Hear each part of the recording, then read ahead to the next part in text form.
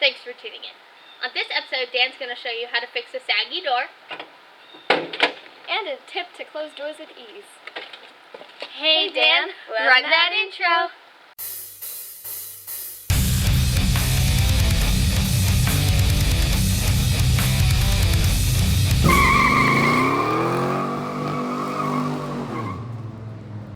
Hey Gearheads, thanks for tuning in.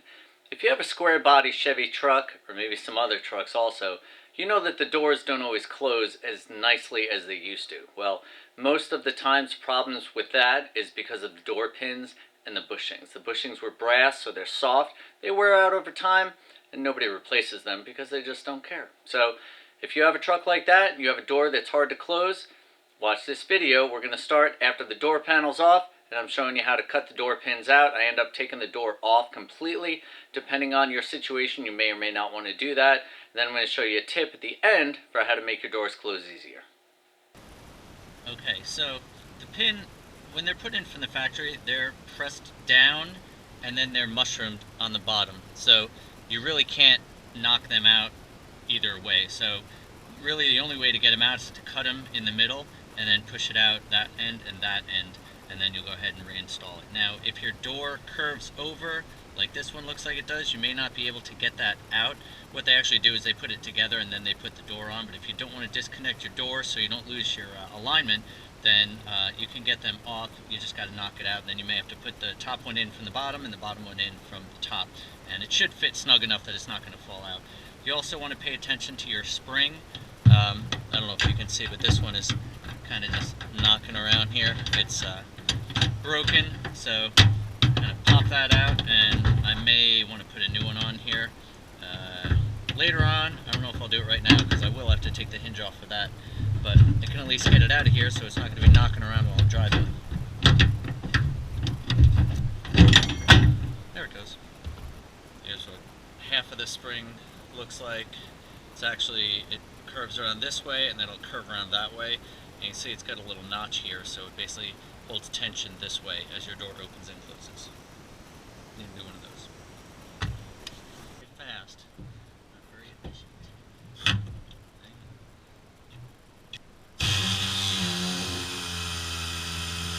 So remember, even though it's cut through, it's not going to fall out because it's still under a lot of pressure because it's pressed in. It's impressed.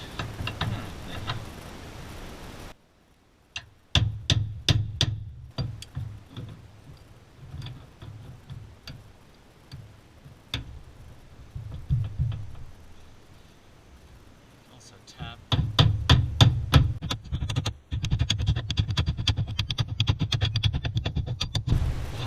we go, we got the pin out. Definitely want to make sure your door is supported so it doesn't fall apart. Look at that, it came right out. Now, you do want to take this to the auto parts store with you when you go, because they do have different types of pins.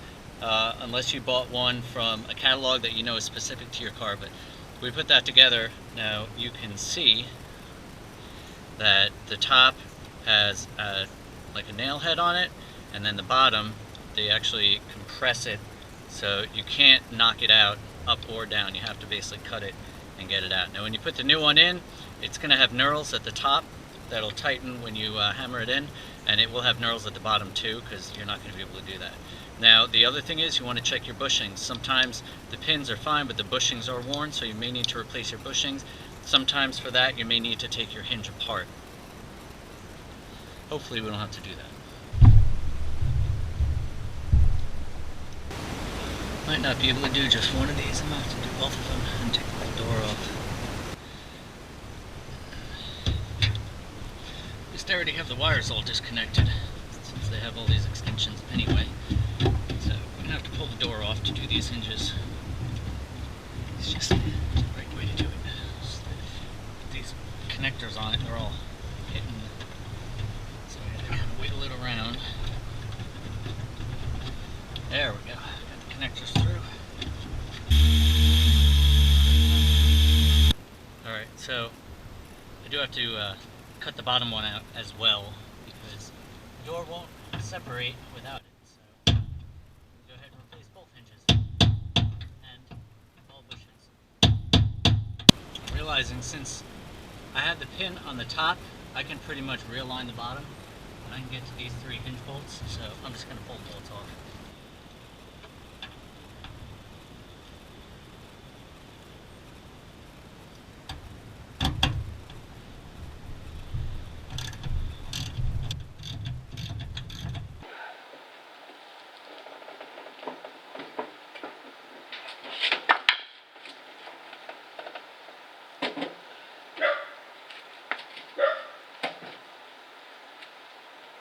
Okay. Thankfully, as we know, somebody extended all these wires. We don't know why. Maybe it was because they had to do this, but apparently they didn't replace the pins when they did it, so I'm probably going to get rid of that when we put it together. But for now,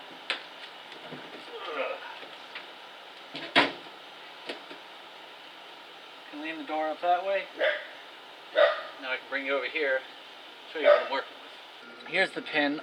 Honestly, I never would have been able to get this out anyway with the door on, because the way it goes in, it goes from the top down. So the way I cut it here, I never would have been able to get this entire piece off because of the curve of the way the door curved around. And this obviously was a problem and it needed to be replaced anyway. But now that it's open, I can go ahead and put a cut-off wheel in here and knock the whole thing out, and we'll be in good shape. And then this top one is good. You can see the top one. These bushings were shot too, so it's a good thing we're replacing both of them. This is still shaking around a little bit. You can see the bottom one is shaking even more. So yeah, these bushings were shot. So we'll replace both pins and both bushings. I need to go get another one of these, and we'll be in good shape. Let me get that bottom one out first. Get the cut-off wheel. So we'll just finish up this cut. Get that out of the way.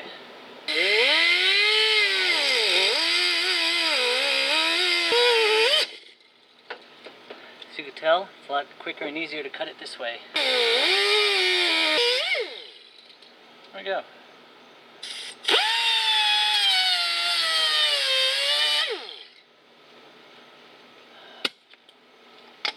Now, this should be a lot easier now that that's out of the way. Yeah, that'll come right out. That's good. This one, I don't think is... There it goes. Alright.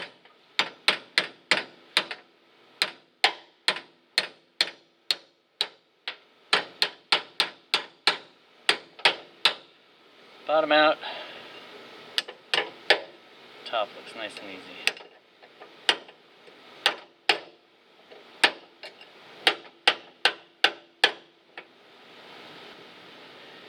Looks like it'll pretty much just flat. So you want to notice how the bushings go in. This looks like bushing went from top down and bottom up and top down, I believe.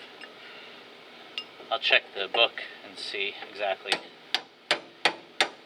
You always want to check your manual and see how things are supposed to be put in, because the people that were there before you may not have done it correctly.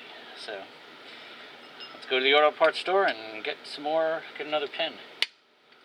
Alright, so I got new door pin hinges with the correct bushings, so we're going to put these in and see if we can get this door back on, because it's going to rain tonight. I've got extra bushings for sale, if anybody wants them.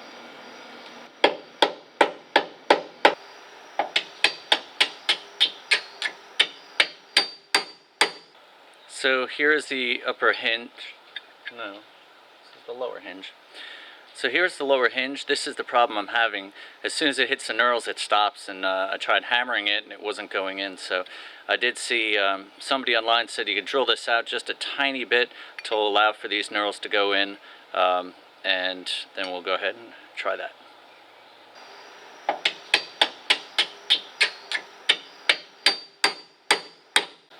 Okay, so that did work. You can see how flat it is. So I did end up taking the hinge off of the door on the top as well, just because it's going to make it easier to put it on, and I can put the pin in through the top, which is the way they did it from the factory, and it also makes me more comfortable knowing it's not going to fall out of the bottom, even though they're press fit. So first we'll put the bushings in. Now you do have both bushing sets in here, so you have the smooth ones, which is what fits my truck, and then you have bigger ones that are fluted. That may be for different trucks, or maybe for if you need to drill out your holes. If these don't fit tight in there, you may have to put these in it. Not really sure. So if you know, go ahead and comment below, but we're going to use these. Now with the bushings on, I'm just going to hit this with a touch of grease on the top and the bottom, and then we'll also hit the pin. A little bit of grease at the bottom and the top, just to make sure everything stays nice. We'll go ahead and get the upper hinge outer half on here. See how nice and snug that's going to be. Alright, you want to make sure you have it on the right way. Of course, I'm missing the spring. I'm going to get one of those later, I guess. Can't get them locally, so. Okay, make sure this is lined up. There you go, before you go pounding it in. Double check again, make sure it's right.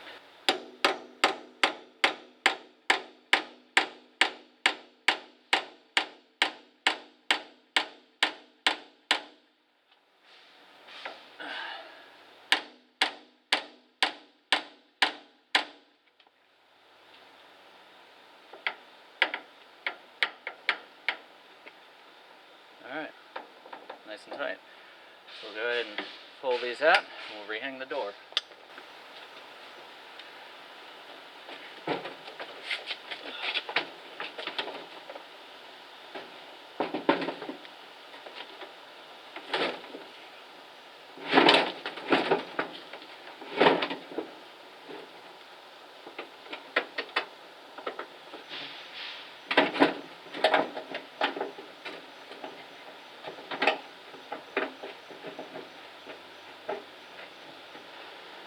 Once you get one or two of the bolts started, you should be able to run them in. I'll move these wires back out of the way so we can get that lower hinge on. I did chase all these threads, so I should be able to get these started by hand, and then what we'll do is snug them all up. And then I gotta fix all this wiring, and then we'll go to shutting the door and adjusting it.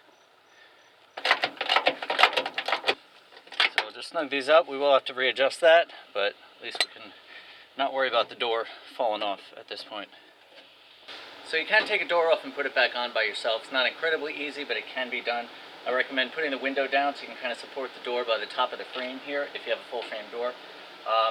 You can also put a towel around here and use an engine crane to support it if you have it, or if it's in your garage and you have some rafters, you can tie a rope to it. That'll kind of help support the weight, or you can use a jack under the back of it to help support it while you're taking it off and doing everything like that. Of course, if you are going to remove it completely like I did, you have the wiring on the inside, so you may need to disconnect it from the door and feed it out that way, or disconnect it from the vehicle and feed it out that way.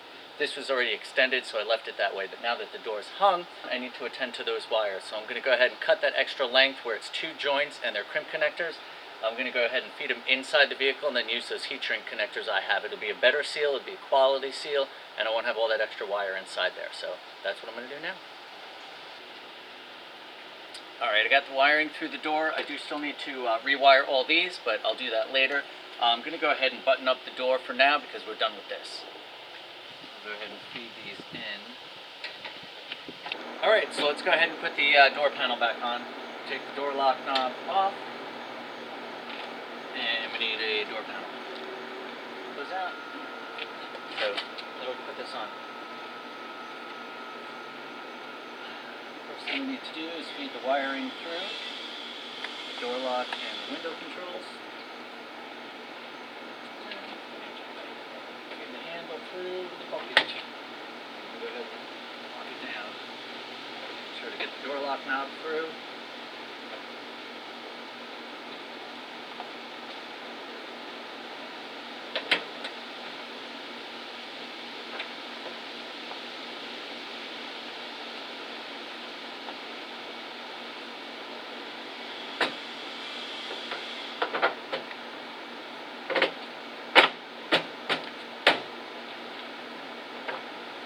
screws across the bottom here.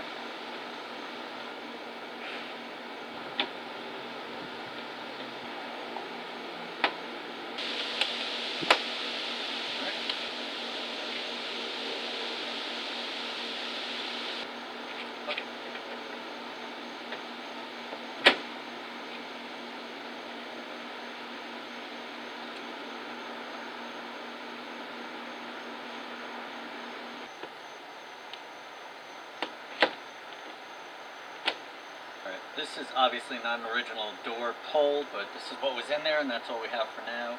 I may get the correct one at some point in the future, but for now, we just got to put this back together. We've got better things to work on. And if you've noticed, yes, I took off the window tint. That'll be a future episode on removing window tint, so look out for that. Subscribe if you're interested. Alright, power window switch is the last piece, because it's getting too dark to see what I'm doing out here. It has nothing to do with the fact that I'm getting older.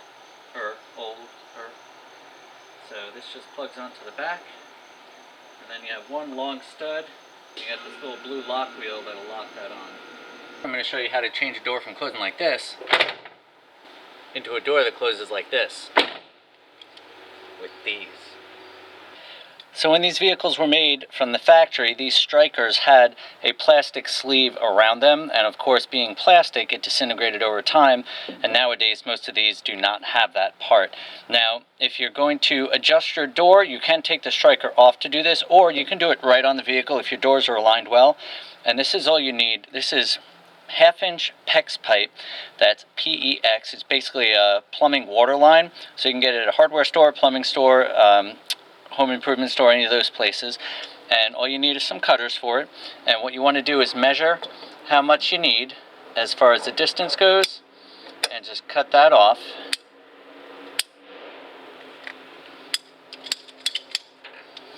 And make sure that'll fit in there okay. And then, like I said, if you're going to take this off, you can slide this on from the back, or if you're leaving it on, all you have to do is give it a little slice and just wrap that around your striker.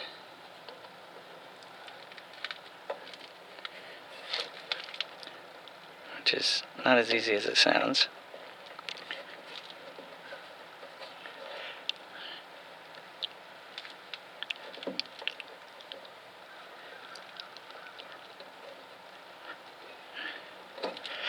There we go.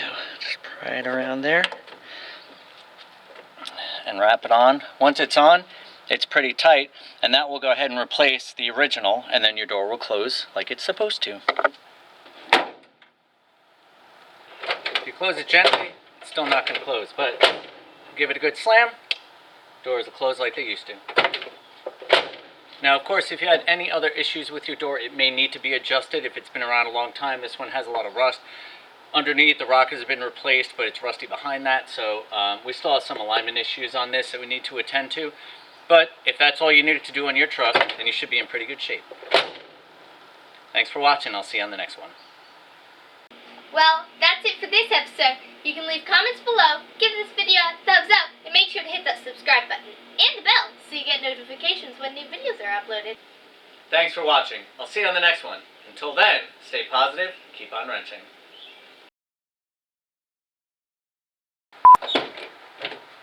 Hey Gearheads, on this episode of Thanks for tuning in. Dan's gonna show you how to fix a soggy door. Saggy door? Soggy? Yeah, it's not soggy. It's a show you a trick to close them better. Easier. With Better? ease. Easier? With ease? Yeah, close them easier. Ow! I have to get this metal out of my hand. I'll be back. It's daytime, so I can wear my yellow gloves. Hopefully it won't make a difference. Will it? No. Only at night it does that. Actually, honestly, I texted my group chat named DRMT. It has like 30 people, and I just asked all my friends to subscribe, and one of my friends already did. Dad? Yeah. Can you make it maybe a lower number, like 400? I don't want 400. Honestly, I don't know if I can make it to 1,000, but I don't have that many friends. Alright. That's not gonna work. Don't drop this on your feet, it'll hurt. I didn't. Oh, I broke my bushing. Stop. stop recording. Got a problem. What the hell are you doing? Get off of my camera. What's wrong with you, buddy?